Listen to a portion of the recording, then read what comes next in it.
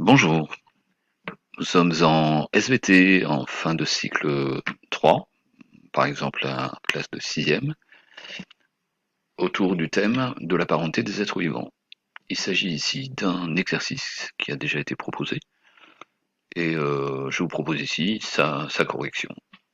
Donc l'objectif était de apprendre à classer, d'abord en construisant ou complétant un tableau de caractères, et ensuite proposer un classement en groupes emboîtés.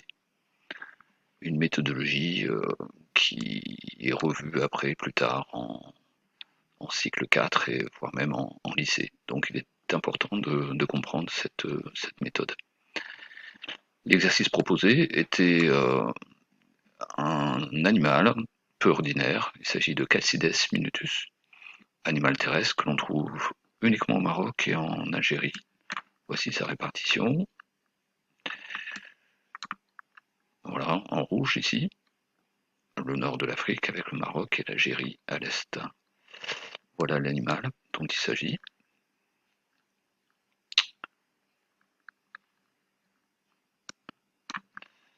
Donc, on cherche à déterminer ses liens de parenté avec trois autres animaux.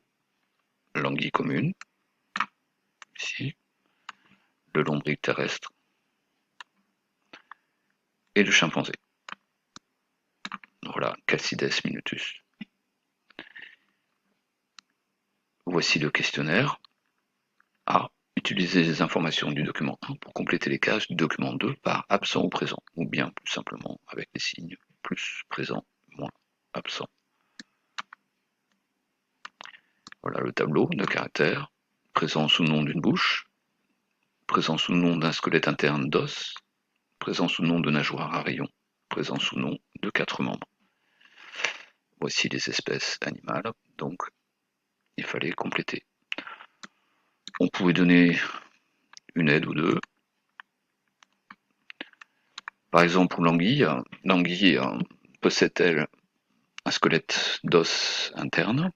Voici deux représentations anciennes. Voilà, ce sont des dessins en morphologie extérieure et en morphologie intérieure.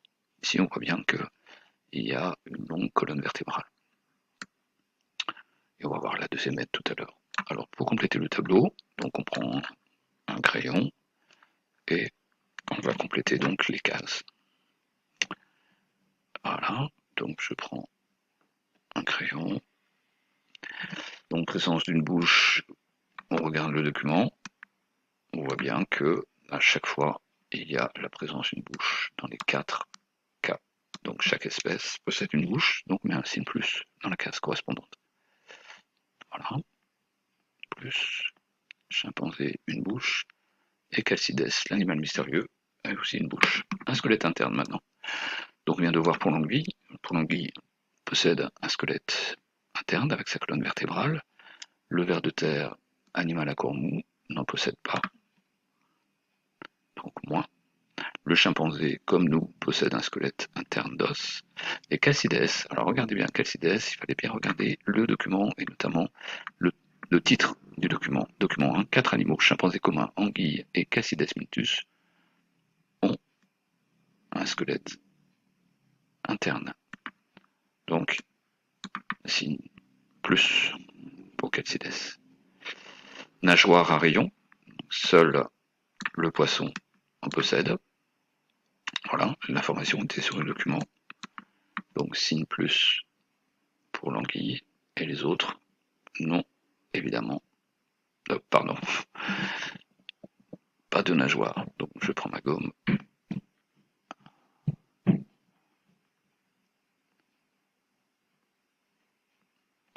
Quatre membres. À nouveau, on regarde les documents. Les nageoires ne sont pas considérées comme des membres. Le lombric n'a pas de membres. Le chimpanzé, comme nous, est un tétrapode à quatre membres. Et Calcides minutus, l'animal mystérieux, deux petites pattes arrière qu'on voit ici. Et deux petites pattes avant, très discrètes. Et pourtant, il est aussi quatre. Il a aussi quatre membres. Donc anguille, non. Ver de terre, non. Chimpanzé, tétrapode. Calcides, tétrapode. Voilà, le tableau est complet. Voyons maintenant la question 2. la question 2, il s'agissait de compter le nombre de caractères communs que Calcides minutus partage avec les autres êtres vivants du document 2. Ici, on va comparer 2 à 2 et compter le nombre de caractères communs.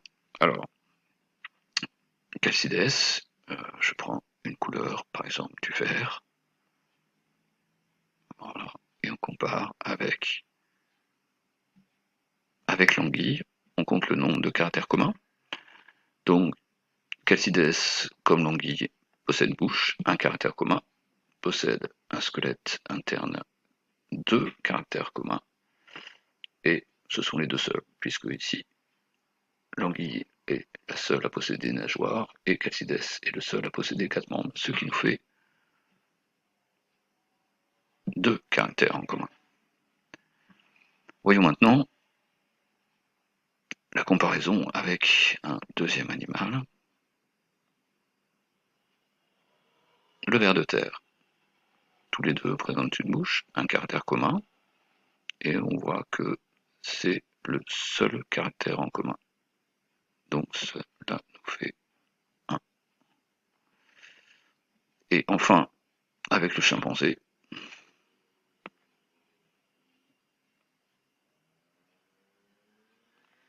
un caractère commun pour la bouche, un deuxième pour le squelette interne, pas de nageoire, et un caractère commun pour les 4 membres, ce qui nous fait 3 caractères communs. Alors, ici, on propose une deuxième aide, pour la question C. Le plus proche parent de Calcides minutus est celui qui partage le plus de points communs avec lui. On peut donc en déduire que c'est le chimpanzé qui possède le plus de points communs, 3 contre 2 et 1, qui est donc le plus proche parent de Calcides. Étonnamment, parce que quand on regarde, on aurait tendance à penser qu'il ressemblait plus à l'anguille. Et pourtant, en regardant les critères, scientifiquement parlant, ce sont les chimpanzés et Calcides les plus proches. Voilà, il nous reste la question 3. Propose un classement en groupes emboîtés. Donc chaque caractère va représenter une boîte et on va faire des regroupements de boîtes. Commençons par le caractère bouche. Tous les 4 en possèdent, donc ça va être notre grande boîte. On peut déjà placer les 4 espèces à l'intérieur de cette grande boîte, puisque tous les 4 possèdent une bouche. Le squelette interne,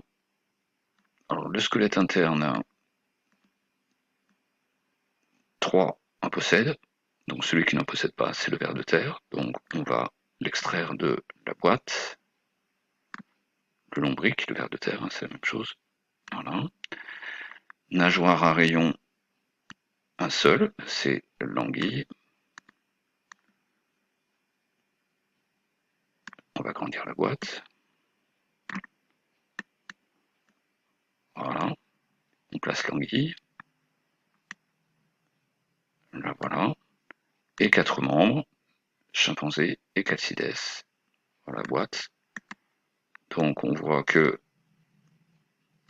chimpanzé et Calcides sont 4 membres et un squelette interne. Nageoire à rayons, c'est l'anguille commune qui possède avec en plus le squelette interne. Et le lombric terrestre, il n'a rien de tout ça, il a juste une bouche.